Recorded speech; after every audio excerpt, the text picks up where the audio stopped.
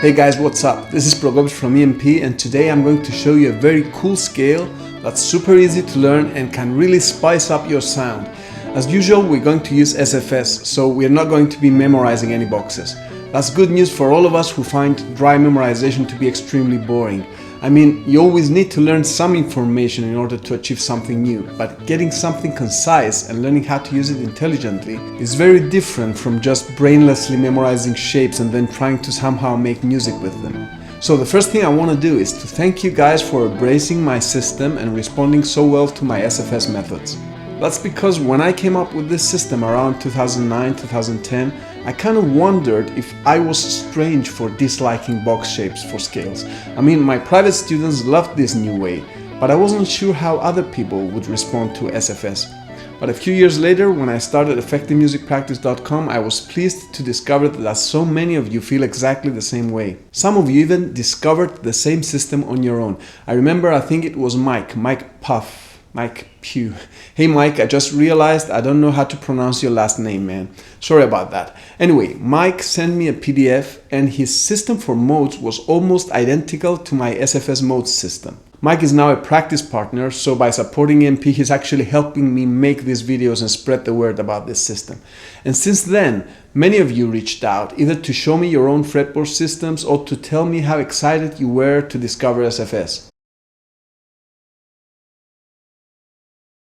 I told you all that because the scale I will show you today and this lesson was inspired by another EMP member, my friend Tim Clay, who is also a fretboard guru. It's the same story with Tim. He figured out SFS on his own, reached out to me on the EMP Facebook page, and from time to time we exchange ideas and diagrams. So the other day, Tim sent me a fretboard diagram and said, "Hey Prokopis, check out this scale. Maybe you can make a lesson with it." And sure enough, this is a cool sounding scale that I knew about but never really practiced. This is a pentatonic scale. That's because it has 5 notes, but it's not one of the standard minor and major pentatonics we learn in my SFS pentatonics method. This one is more unconventional. I don't want to get into too much theory about it, so suffice it to say this scale works great over most dominant 7 chords. It's a kind of Mixolydian pentatonic. There are a few kinds of Mixolydian pentatonics and this is one of them. It has a slightly exotic character and it sounds like this.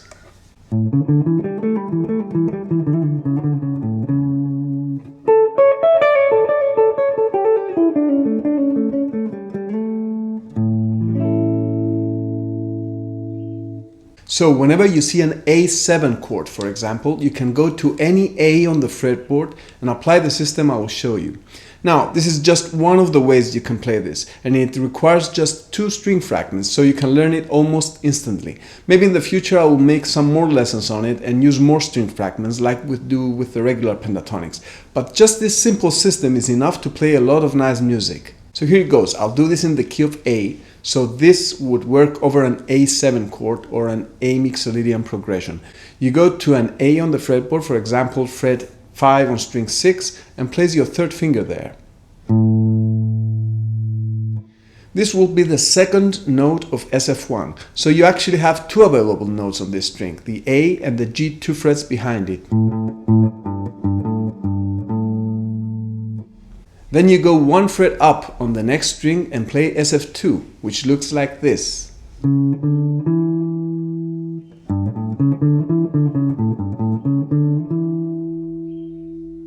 This is actually all you need. Now you go 1 fret up and repeat the system. SF1,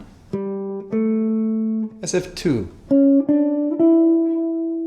And the same on the last 2 strings. SF1, SF2. Notice that as we always do with SFS, when we cross from string 3 to string 2, we shift 1 fret up. If you have any experience with SFS, then you probably knew that already. So I got a nice big diagonal scale to play with.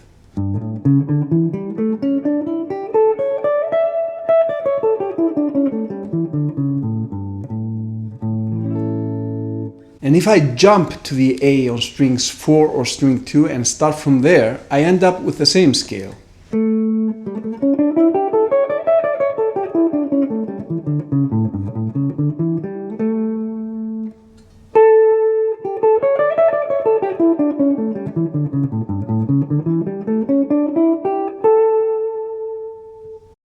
So by knowing your A's or the root notes of whatever key you want to play in, you can jump around the fretboard freely.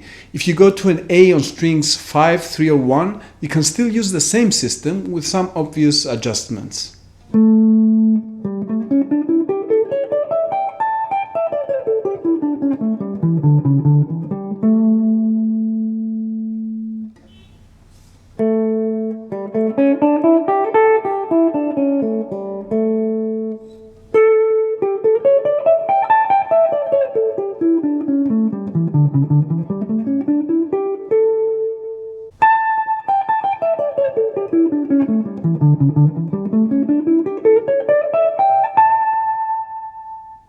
As we said, with SFS we don't try to memorize these big diagonal shapes. Get used to building them on the fly with this small system. I'm now going to play you a demo and I'm going to jump to different A's on purpose so that you can see the freedom you can have with this. This scale is a little unconventional sounding, so I'm going to play a quick unconventional backing track for it. I'll play a simple Mixolydian progression using what we learned in the Model Harmony workshop, but I'll do it in 9/8 to make the rhythmic aspect a little more interesting. I'm going to also mix the full 7-note Mixolydian in there at a certain point so that you can hear the contrast.